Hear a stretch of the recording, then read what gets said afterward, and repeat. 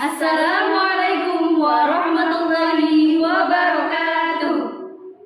Halo, apa kabar semuanya? Semoga baik-baik saja ya. Di sini kami bertiga akan memenuhi tugas mata kuliah Ilmu Jiwa Belajar dengan judul Teori Belajar Revolusi Sosiokultural.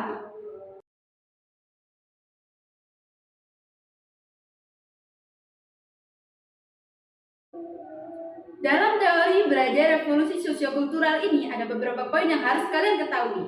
Yang pertama, apa sih teori belajar revolusi sosiokultural itu? Yang kedua adalah kelebihan dan kekurangan dari teori belajar revolusi sosiokultural.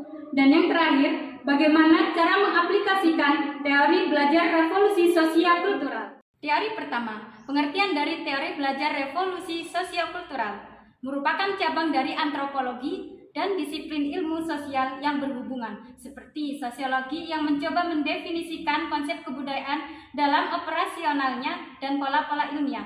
Terry Clayton berpendapat dalam buku After Theory 2003 menyatakan bahwa teori kultural memiliki potensi untuk menyatakan sesuatu yang penting tentang pertanyaan fundamental dalam kehidupan.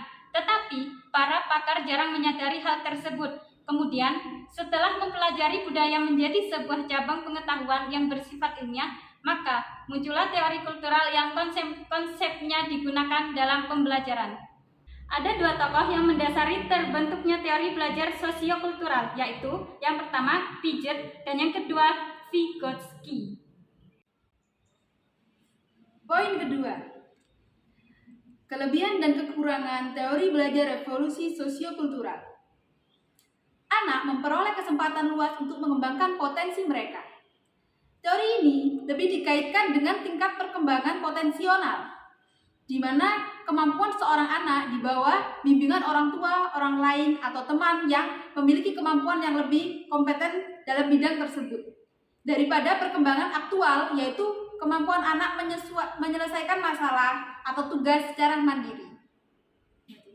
Anak diberi kesempatan yang luas untuk memadukan pengetahuan deklaratif, informasi faktual yang diketahui seseorang. Pengetahuan ini dapat diungkapkan baik dengan lisan atau tulisan.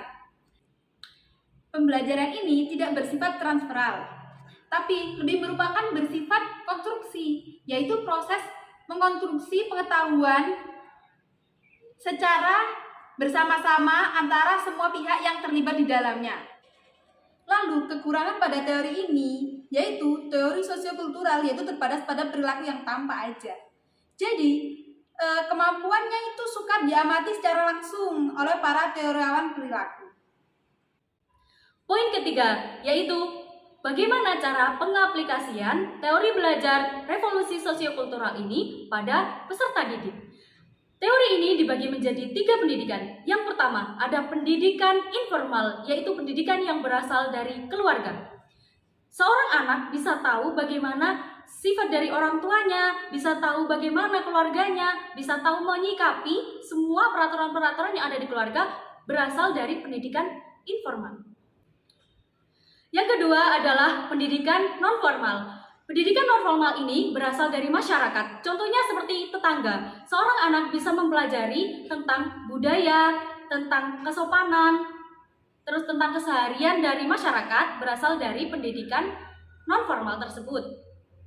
Yang ketiga adalah pendidikan formal, yaitu berasal dari sekolahnya. Di dalam pendidikan formal ini terdapat komponen-komponen penting yang mendukung anak untuk berkembang dalam pendidikannya. Yang pertama, ada kurikulum pendidikan. Yang kedua, ada guru yang berperan aktif dalam pengembangan peserta didik untuk kelanjutan pendidikannya nanti. Demikian penjelasan yang dapat kami sampaikan. Jadi, teori ini berangkat dari penyadaran betapa pentingnya sebuah pendidikan dilihat dari kebudayaan dan pendidikan yang tidak bisa dipisahkan. Tiada kain yang sempurna jahitannya, begitu pula dengan video kami yang banyak kesalahan dan perlu evaluasi dari kalian semua. Salam dari kami. Terima kasih. Wassalamualaikum warahmatullahi wabarakatuh.